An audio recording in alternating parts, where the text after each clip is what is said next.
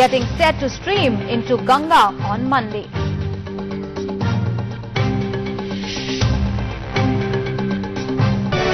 First up, breaking news coming in. Clash between CRPF Jawans and Naxals at Cherla near Andhra and Chhattisgarh border has occurred. Now, one Jawan has been injured and 2-3 Naxals are reported to be encountered. Our correspondent Shiv Pujan Jha is now joining us on the phone line for more details. Shiv, what are the updates you have? We understand that 2 to 3 Naxals have been killed.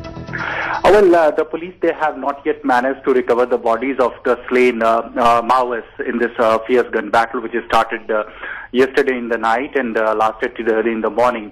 There is a confirmation which came from the Superintendent of Police of Sukma himself, and he very categorically said that there was a gun battle and it was a joint operation which was undertaken, in which even the police force from Andhra, they had joined in, and apparently about 3 to 4 Maoists, we are getting to know that they received bullet injuries, and some of them they also died, but there is no official confirmation on the death toll on the side of the Maoists.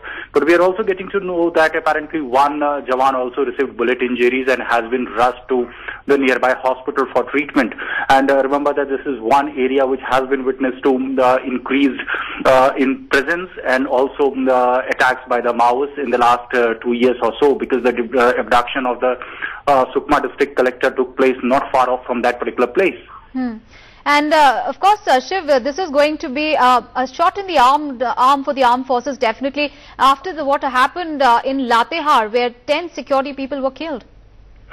Yes, apparently you see that the kind of operation which was launched in this particular pocket, it is a kind of success for the security forces, because this is one area which is regarded as the heartland of the Maoists and forms a very important part of the Red Corridor. And since it is also having the neighboring Abujmad area, where it is believed that the Maoists, the MCC, they have their headquarters based, and primarily they have been carrying out spectacular attacks time and again against the security forces. So this time around, it appears that the security forces, they were fully prepared and they had the required ground intelligence as such. The attack is widely being construed as a successful one, because the Maoists, they were forced to be on the run in that particular part.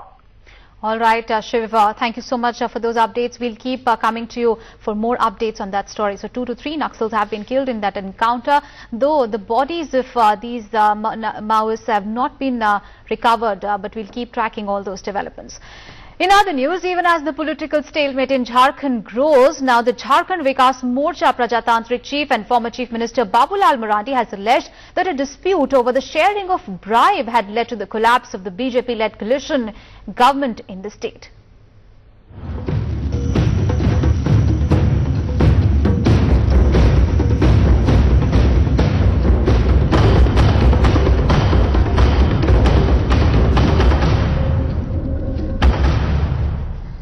Well, Marandi has claimed that the JMM toppled the government after it was denied its share from the 1,000 crore rupees bribe which the Munda government had received from foreign companies in a deal of road construction. सरकार जो गिरी है वो लेन then के कारण सरकार गिरी है, उसका एक बड़ा वजह है जो अर्जुन मुंडा के पास 2 बड़े विभाग थे, ऊर्जा और पीडब्ल्यूडी सड़क। तो सड़क निर्माण में 113 किलोमीटर सड़क निर्माण का काम आईएलएफएस को 1,765 करोड़ रुपया में दी गई और पीजीसीएल को बिना टेंडर के परामर्शी के लिए 1,600 करोड़ का काम दिया गया। अनुमान है वो पैसा 3,000 करोड़ तक पहुंच जाएगा। मैं कह सकता हूं कि उसमें से यदि सरकार टेंडर की होती तो देश के नामी गामी कई कंपनी उसमें पार्टिसिपेट करते और राज्य की पैसा बचता, लेकिन इन लोगों को पैसा कमाना था। मेरा इसलिए मानना है कि 1,000 करोड़ रुपया का लेन देन हुआ है, जिसमें शायद ठीक प्रकार से बंटवारा नहीं हुई या हेमंत सोरेन को नहीं मिला होगा, और इस कारण से यह सरकार गिरी है।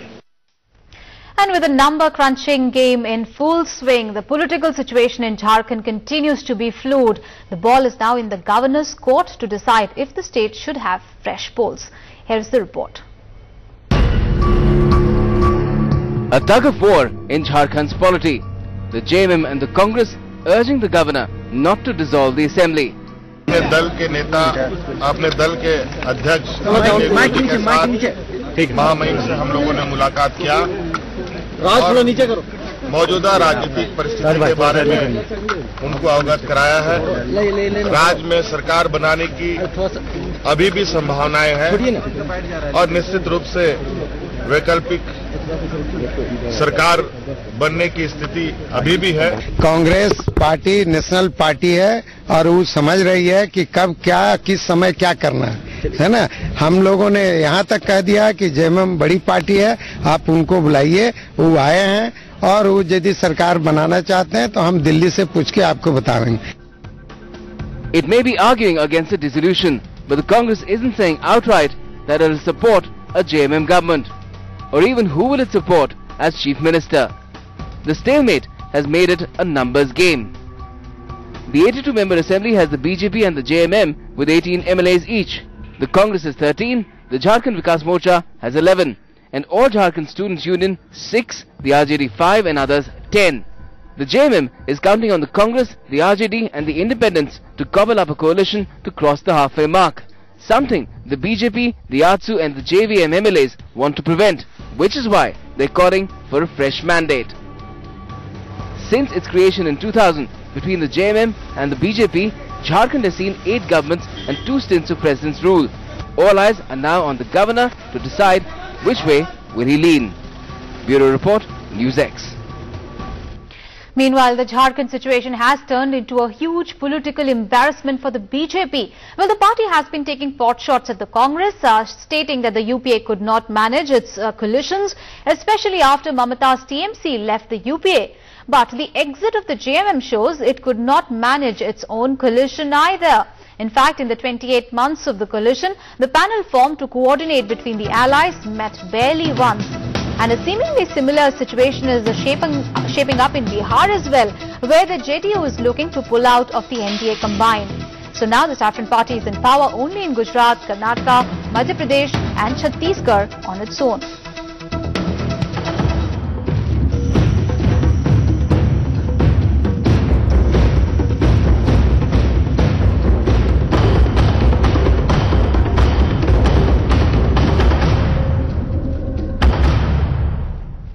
Is Pakistan waging a war against India? Well, its army is escalating tensions along the LOC. Jihadi terrorist leaders are calling for a full-blown offensive against India, all at a time when its terrorists are killing democratically elected panchayat members in Jammu and Kashmir, raising doubts that it could be a coordinated campaign.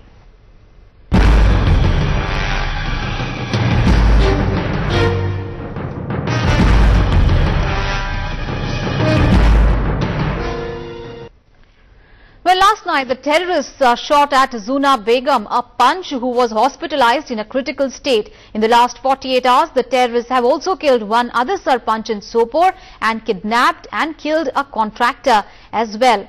In fact, the Pakistani army yesterday also cancelled the leave of all its soldiers in an attempt to build up troops along the line of control.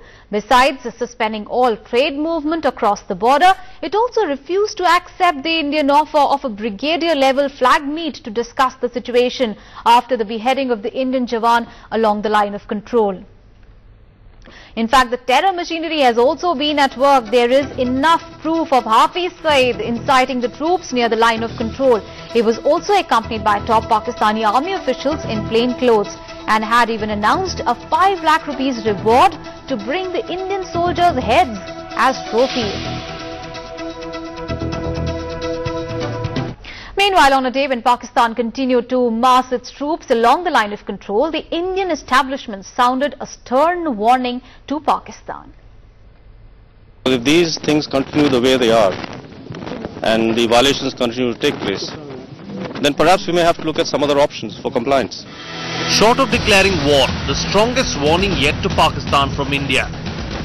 See, the way we view the whole situation is that we have a line of control. We have a ceasefire agreement, we have certain mechanisms, we have certain structures, and that is sacrosanct. And any violation of these with impunity especially as what's been happening in the last few months, is totally unacceptable. We're monitoring the situation very carefully, because if these things continue the way they are and the violations continue to take place, then perhaps we may have to look at some other options for compliance. The IAF chief's statement comes on a day when Pakistan continued to provoke. Its army stepped up troop build-up on the line of control, suspended all trade across the border as well. NewsX first reported India's offer to Pakistan for a brigadier-level flag meet, but even 2 days later, Pakistan hasn't responded. So should India exercise the military option? The message is loud and clear. साधारण नागरिक के पास आज ये जानकारी कि पाकिस्तान के forces ने, army ने जो व्यवहार हमारे सैनिकों के साथ किया है वो बर्दाश्त के बाहर है। उसके कारण बहुत ज्यादा गुस्सा है। मैं चाहती हूँ कि सरकार इस गुस्से को समझे, इस गुस्से का महत्व को समझे और फिर अपनी पॉलिसी उसके आधार पर निभाए। आम जनता का गुस्सा बिल्कुल ठीक है। ऐसी चीज जिनेवा कन्वेंशंस के खिलाफ है और सरकार को इसके ऊपर अपना रुख खड़ा करना है। The reasons for Pakistan's aggression are obvious enough. Pakistan's leadership is caught up in court cases. Its relations with the US are at their lowest ebb, and the army is brokering a deal with the Taliban. All that makes it necessary to turn its belligerence against India, which is also why experts say India needs to respond strongly before it bears the brunt of its troublemaking designs. On Tuesday, Pakistan violated ceasefire in Poonch sector. Pakistani Rangers brutally murdered 2 Jawans there, and ceasefire violation is still going on. Instead of apologizing on the issue, Pakistan suspended bus service and trade with India. Now, ball is with India's court. They have to decide what to do and how to tackle with Pakistan in future. Ajay Jindal, NewsX, Jammu. Breaking news coming in at this moment. Pakistan Army has agreed to hold a flag meeting with Indian Army in the sector where Indian soldier Lance Naik Hemraj was beheaded. Now this flag meeting is to be held on the Indian request on Monday at the line of control in the main Dhar sector. Now this is an Indian initiative to de-escalate the situation along the line of control in the main Dhar sector, which has witnessed multiple ceasefire violations since the brutal beheading of the Indian trooper in a Pak Army crossed LOC raid. All right, Defence Editor Vishal Thapar is now joining us on the phone line for more details. Vishal, how do you look into this now situation, because earlier Pakistan had declined on the same thing and now it has agreed to hold this brigadier level meeting. How do you perceive the entire situation? No, Pakistan never declined it. India made this request on suggestion on the 9th of January.